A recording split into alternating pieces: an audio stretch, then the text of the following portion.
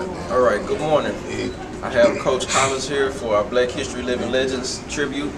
Coach Collins, it's a pleasure. I'd like to go ahead and interview for our Black History Month. Okay. All right. So, Coach, where were you born and raised? Dallas, Texas. South Dallas specifically. Okay. All right, Coach, can you share some stories about your grandparents or parents and their experiences with race in America? Okay. It wasn't the grandfather in the picture, but my grandmother was primarily the individual who shaped who I am today. As far as race goes, she had to do a stint in prison because they accused her of attacking a white man. They had some kind of altercation that she told me about when I was younger, and they placed her in jail for about 18 months for simple assault. Did she ever have any legal representation? Well, she was born in 1924, so as much as she could have around the 1930s, late 30s, early 40s. You know how it was.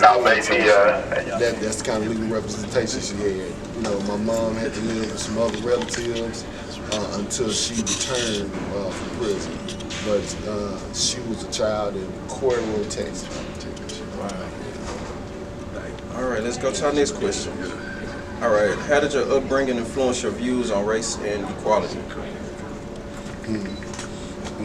Let me see. I'm thinking about it for a second. Growing up the way I did, you know, racism was an issue. However, it didn't really affect me. I come from the generation where in the 4th grade they forced bused us to primarily white schools in East Dallas. It was a culture shock to go from where I was going to school to where we ended up going to school with maybe 30% black, 70% Caucasian. It was something different, but my upbringing was so strong that not many things could deter me from what I wanted to do. Yes, sir. Appreciate that, Coach. All right, our next question. What cultural traditions are important to you and your family? What up, mate? For me, well, let's say this. You know, we are a group of displaced people from somewhere whose culture I know anything about. So, you know, making sure you do your best the first time, making sure you treat people how you want to be treated, put your best foot forward in education. Those are the things that I'm big on with my daughter.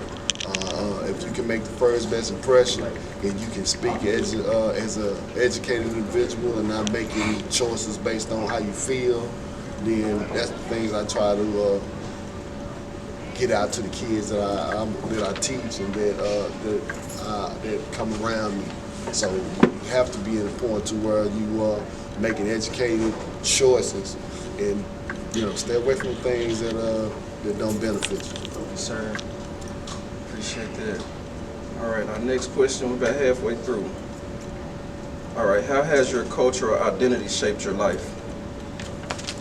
You kind of already expounded on that, but just your cultural identity is shaping, you know, life at this point.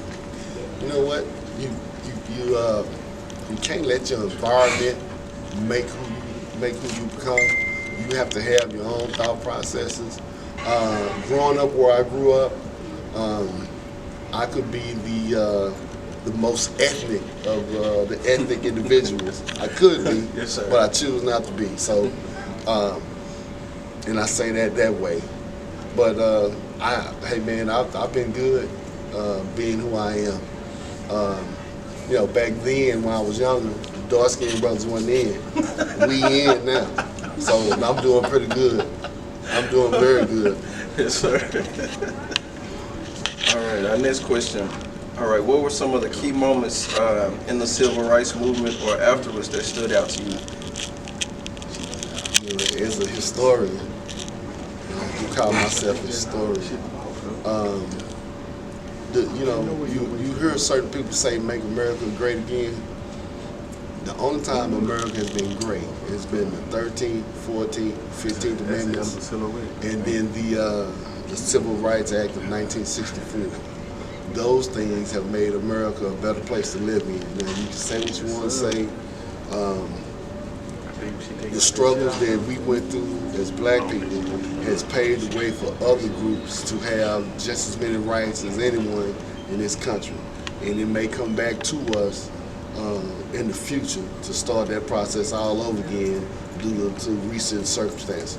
Yes, sir. I appreciate that input, Coach. All right, our next question. What are some people of color that have inspired you throughout your life? People of color. Well, I have to say that my grandmother was. I've had some coaches that, you know, anytime that you want to be successful, you have to take the things that you've been experienced through and take the good to use the way you need to use, and then you take the bad so as to avoid them. So in high school, I had a coach. Matter of fact, he was my supervisor here, Douglas Coleman. He was my mentor in high school. Didn't really know much about him then, just knew he was a guy that was always trying to tell me what to do. And then after I got out of school and I become an adult, I realized that, everything that he was trying to tell me was beneficial to me. And he helped me through my first few years as an instructor here at Kimball High School. Wow, that's amazing, Coach. All right, our next question. What are your hopes for the future of race relations in America? All right. So, let's say like this. In America at this time, people like to say that there is no systemic racism in America. However, written in the small print of all things in America, there is racism. So as long as that exists, each group that's not white is going to have difficulty trying to be or have any kind of equality as Americans. So it's some people that don't, we stand out. How we look, our appearance, we stand out. Some people don't have that problem, but some people don't realize that you're not white, so you have to work just as hard as everybody else, or people that look like myself and others, to acquire the things that you want. So I hope that we can get from where we are now and make strides to be better as it equates to race relations. Yes, sir. I appreciate that. All right, our final question. What is a quote or motto that you live by? Not a few of them.